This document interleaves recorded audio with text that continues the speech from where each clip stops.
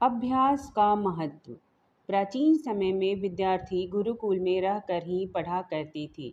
बच्चे को शिक्षा ग्रहण करने के लिए गुरुकुल में भेजा जाता था। बच्चे गुरुकुल में गुरु के सानिध्य में आश्रम की देखभाल किया करते थे और अध्ययन भी किया करते थे। वरदराज को भी सभी की तरह इस गुरुकुल भेज दिया गया।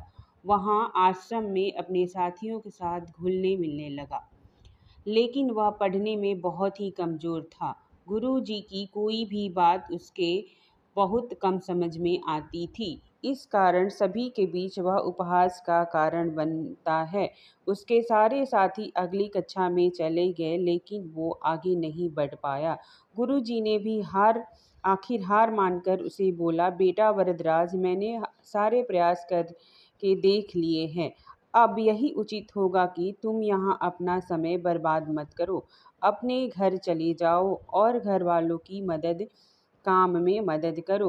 वरदराज ने भी सोचा कि शायद विद्या मेरी किस्मत में नहीं है, और भारी मन से गुरुकुल से घर के लिए निकल गया। दोपहर का समय था। रास्ते में उसे प्यास लगने लगी। इधर उधर देखने पर उसने पाया कि थोड़ी दूर पर ही कुछ महिलाएं कुएं से पानी भर रही थीं।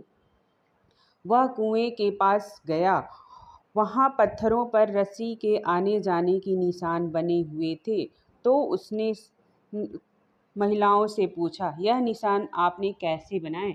तो एक महिला ने जवाब दिया, बेटे, यह निशान हमने नहीं बनाए। यह तो पानी खींचते समय इस कोमल रस्सी के बार बार आने जाने से ठोस पत्थर पर भी ऐसा निशान बन गए हैं। वरदराज सोच में पड़ गया। उसने विचार किया कि जब एक कोमल से रस्सी के बार बार आने जाने से एक ठोस पत्थर पर गहरे निशान बन सकते हैं, तो निरंतर अभ्यास से मैं विद्या ग्रहण क्यों नहीं कर सकता। वरदराज ढेर सारे उत्साह के साथ वापस गुरुकुल आया और अथक कड़ी मेहनत की। गुरुजी ने भी खुश होकर भरपूर सहयोग किया। कुछ ही सालों बाद वह मंदबुद्धि बालक वरदराज आगे चलकर संस्कृत व्याकरण का महान विद्वान बन गया, जिसने लघु सिद्धांत कौमुदी, मध्य सिद्धांत कौमुदी, सार सिद्धांत कौमुदी, गीर्वाण पदमंजरी की रचना की। शिक्षा का मोरल कहानी इसका है दोस्तों, अभ्यास की शक्ति का तो कहना ही क्या है। यह आपके हर सपनों को पूरा करेगी।